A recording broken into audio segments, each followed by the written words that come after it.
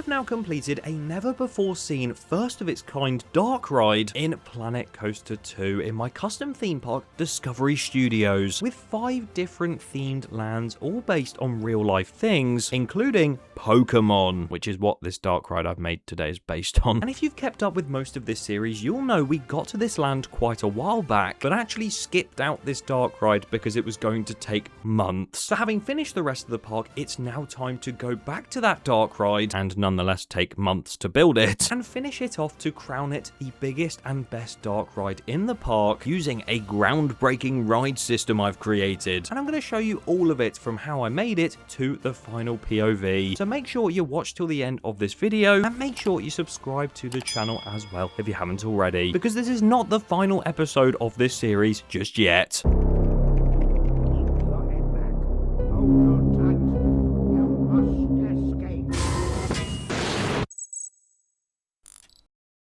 Either way, let's get into this Pokemon Dark Ride. Of course, elsewhere in the park we have a Wallace and Gromit trackless Dark Ride. We also have an F1 test track ride, both of which have utilized the Intamin multi-dimension coaster to actually make the ride system itself, but then obviously putting stuff over it and sort of hiding things to make it appear otherwise. You get what I mean. And the Pokemon Dark Ride is no different, because we've used that entire multi-dimension coaster type and its train to make a very unique ride system based on the Battle of the Ministry Dark Ride over at Epic Universe, where the car you're sat in is basically this box with only one way of viewing the ride itself, which is out of the front, and it is a bit like a cinema screen. But with technology now, with the Ministry of Magic ride, they've made it do all these crazy things, like having really steep inclines and sort of going up and down. And that was my sort of basis for this ride. But we're going to skip over the actual track and ride system itself for now, because you guys have already seen that, unless you haven't, which you should go and watch last episode, and go straight to the storyline and the theming of this ride. So with the Pokemon area being themed to the Sinnoh region, it only made sense for the back of the area to have the massive dark ride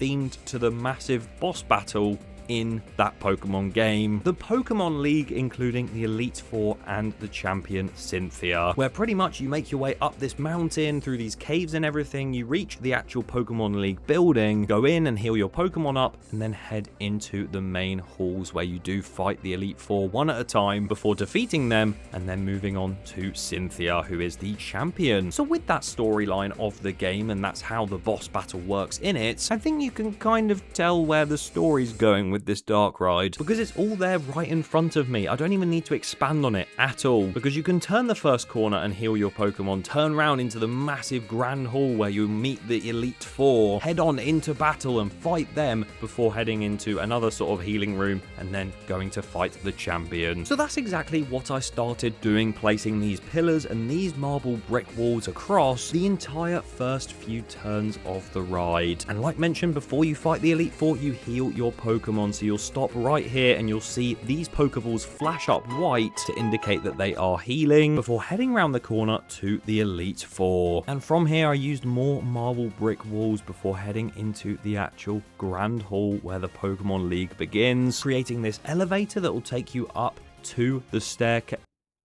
Where's it going? That then takes you face to face with those Elite Four members. And that is where you see these characters for the first time. And as much as I have gone and made them custom to the Sinnoh region, a huge shout out to Deveroo RX and also Concord Forge for a lot of these different models that have really helped shape up this dark ride. So in the Grand Hall, you come face to face with all the different leaders, the bug type, fire type right there, psychic and ground, all of which I've made little animated features for that will go off when you pass by on ride. And because of your vision being obstructed in that train, areas like this where the track comes out of the ground and is no longer hidden, you actually can't really see on ride. As we head from the Grand Hall into pitch black darkness and head into our first Pokemon filled room that has loads of trees and rocks that are just in the game. You've got cobwebs as well, and these walls are literally made out of resort lights, aquatic pipes, some iron girders, and some little platform pieces that are all in the game, and you'll see them all throughout the ride with those resort lights behind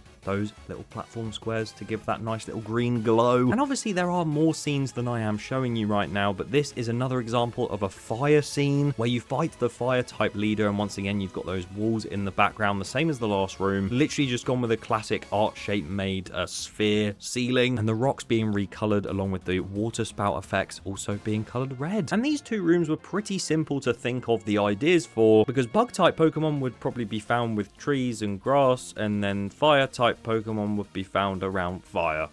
Pretty self-explanatory. Unlike this room, the psychic room, as you can see, we've got some spinning orbs around this sort of Kronos there, which of course this itself is an in-game piece, but these are just on a moving platform in the middle that are just spinning around with some smoke effects. You can actually make a really nice effect if you do that. And these two here will turn as you go past, and something will happen with this room right here, which, spoiler alert, is on another rotational piece that you can see very far off in the distance, with Mr. Mime over here as well. Before you head into the final Elite Four room, where we've got loads of rocks moving around, and this is of course the ground type room, so we've got a couple Pokemon in here. Fun fact, this is actually where your photo gets taken, right here. Don't know why I gave him the camera, but oh well. You've got those walls this time with like a blue and yellow color in them, and all these rocks here are literally on little rotational things. I don't know if you can see them. No, you can't. They're literally on this to simulate it sort of, you know, shuffling around, and there's like an earthquake going on. A very simple effect, but works really, really nicely. As, again, the field of view on the train makes it look like I've not finished absolutely anything over here. But something does happen over here as well, which you'll see on ride 2. And from there, you can see we head into, again, pitch black darkness. But if we head to the station, one of the great things that I haven't mentioned yet about this train is that we can control the lighting inside of it. So you can see these sort of like dome shaped lights here. They're coming down from the ceiling and lighting up the seating area. So in this what appears to be dark room, the train will actually flash white 3 times to simulate you healing your Pokemon like it will here. This door opens and you head onto this massive walkway that appears to just be in a pit of oblivion. You pass by these statues of the different Pokemon you're about to face when you come face to face with the champion Cynthia. And on this platform you'll come up and do a nice little pirouette around her before you head off through this fencing, which does actually collapse down. Don't worry, I'm not being unrealistic. Before you head into the final few stages of the battle, and then you see another Pokemon there, and some grass and stuff will come up here. Lucario over here is prepping for his Aura Sphere. Again, the inspiration just comes from their sort of Pokemon type and the way they sort of, you know, use their moves and stuff. Like, I picked a good move and then just, you know, made it into an effect. Spiritomb right here, who puffs up a massive cloud of smoke and changes the landscape into this rocky texture over here where you meet Garchomp. Because, you know, it had to finish with him because he's like the main one that everyone talks about when it comes to this game. I'll turn my in-game light on quickly as you then enter the Hall of Fame. There is a massive finale back there, but you'll see that on ride. And it says, well done, as, oh. Why is that still loading? That should be an on-ride photo. What's gone on there? And the ride heads back to the station to disembark. Now, of course, I know a lot of you do enjoy the more time-lapse-esque videos, and as much as I also prefer them, sometimes they're just really, really inefficient. And the only real time-lapse footage I actually got was so chopped up beyond belief that you'd pretty much be here watching me for hours doing the same thing over and over again, just slightly different for a different type of Pokemon. So that's why I've gone about this video a little bit differently. You can see on the outside as well, I've made this lovely facade with the Pokemon League castle, or whatever you want to call it, palace, I don't know, right at the top, and then loads of different Pokemon scattered around. Some of these Pokemon are actually the non...